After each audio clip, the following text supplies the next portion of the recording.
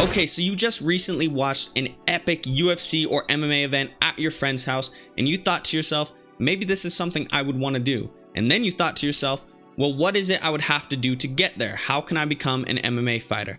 In this video, I'm going to be breaking down what I believe are the most important steps when trying to become an MMA fighter.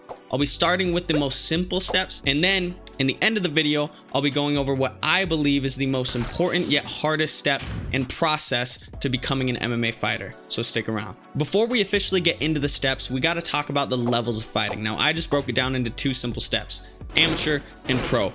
But there are levels to both of those. There's levels to amateur, there's levels to pro, beginning, contender, champion, in both of those. Now it's up to you as the viewer to decide how far in those levels do you want to take it. Do you want to become a professional? Do you want to just have a couple fights as an amateur?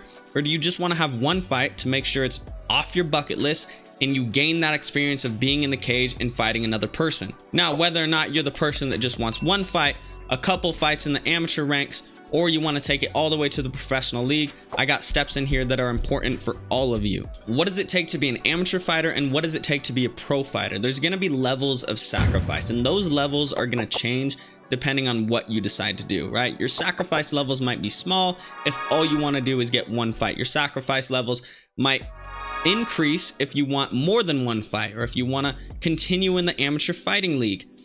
And your sacrifice has to go up all the way if you want to be a successful professional fighter. Now you might be asking, well, what are the things that I have to sacrifice? And this is something that is going to carry on to any sort of career. You're going to have sacrifice in order to have success. Some things you might have to sacrifice a little time from in order to become a more successful MMA fighter might be time with your significant other, time with your friends, going out, going to parties, eating, making sure that you're not just eating whatever it is you want all the time, and you're keeping your nutrition in check, right? These are the sacrifices that might help, that will boost your success as an MMA fighter.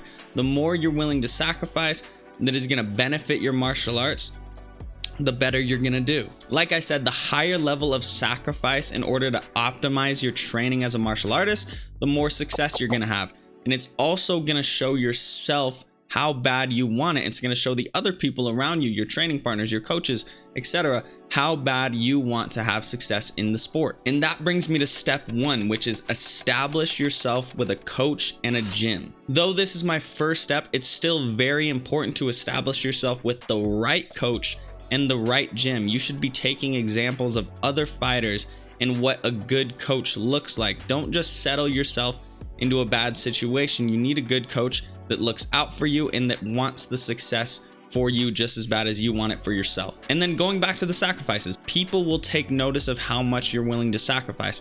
And the first person that's going to take notice of that is going to be your coach. And that's going to decide, it's going to determine how much time they're willing to put into you. If you show them that you can show up every day and put in work, then they're going to want to dedicate time to you. Another thing that I'll add to step one is you're probably going to need more than one coach. MMA stands for mixed martial arts. So you're going to be doing jiu-jitsu, wrestling, kickboxing, Muay Thai, boxing. So you're going to need to establish yourself with coaches that have the knowledge in those various arts. So you might be going to a Muay Thai gym, or a kickboxing gym, or a boxing gym, or a jiu-jitsu gym, and then you might be going somewhere else for your wrestling.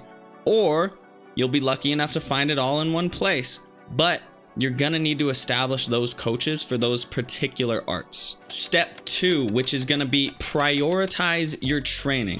Now, some of you are gonna be watching this thinking, oh, well, I can't do that. I have a full-time job. I gotta make money, blah, blah, blah, blah, blah. I can't prioritize my training. Okay, well, let's look at it. How bad do you really want it? Can you train before you start work? Can you train after you start work?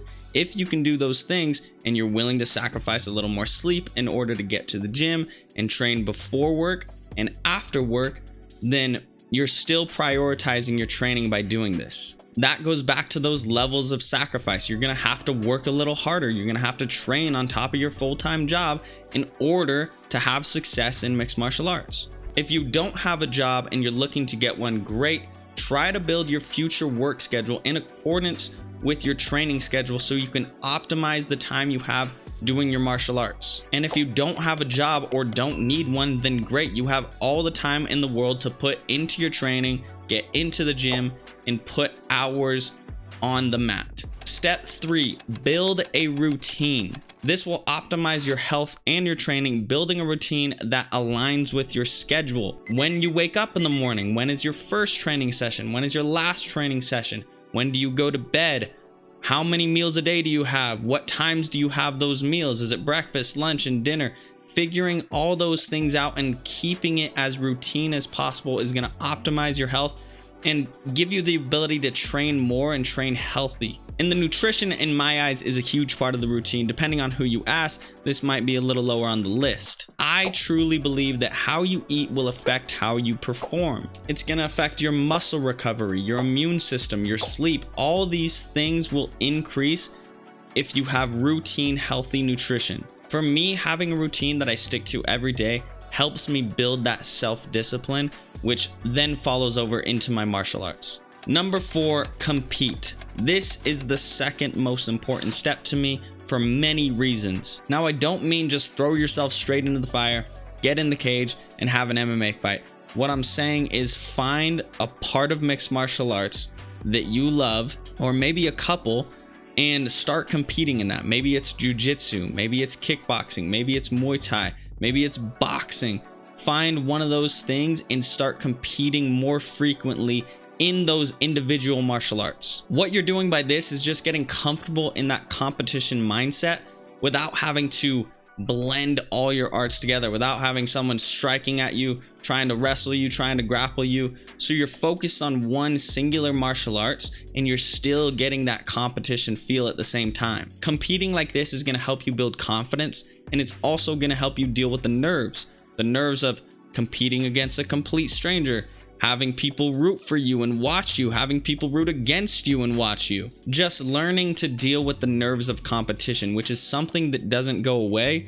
But like I said, you just get better at dealing with it. You get more used to it and it becomes more natural in this process. Now, a part of this point is don't compete so often that you're not taking the time to improve your bad habits. Competing in any martial art is going to accentuate the things you do wrong, whether you win or lose. Take the time to point out the wrong things you do in competition and bring them back to practice and work on them. When you do that, you're going to take full advantage of what competition can do for you and your martial arts. Number 5, and the most important one on the list for me, for many reasons, is build a team/support system. The deeper you get into fighting in the sport of MMA, the more you'll start to realize is not many people understand exactly what you do and why you do it. There might be people that look down on it, and might even be people that look down on you because you choose to do it. Now, if that scares you, or you're someone who doesn't want to have to deal with that, then pursuing MMA as a sport is probably not for you. If you decide to pursue MMA as your career choice, you're gonna want to surround yourself with people who believe in you and your goals just as much as yourself. That means choosing the right friends and the right partner even.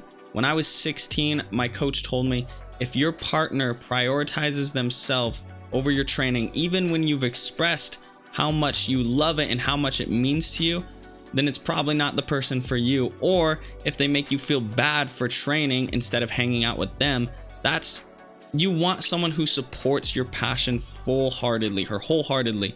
Someone who's wanting you to go to practice, wanting you to get better because they know how much it means to you. And then hoping that your family gives you the same amount of support, because at the end of the day, you can choose your friends, but you can't choose your family. And this is also why being a part of a good gym or gyms is very important. That's where you're going to have training partners that will help and support you, your coach that's going to be there for you and believe in you, and friends that are going to watch you compete. Just understand that though you may be locked in a cage with 2 other people, the ref and the person you're competing against, this is still very much a team effort. And the more you build that team and the strength and bond between you and them, the more success you're gonna have in the sport of mixed martial arts. With that being said, no one else can put the work in for you. Remember that always. Fighting is a lonely, tough, yet ultra gratifying sport, and I encourage anyone who pursues it to treat it like a full-time job for as long as you choose to do it, and just love doing it. Martial arts has changed my life in so many ways, and I hope it can do so for other people as well.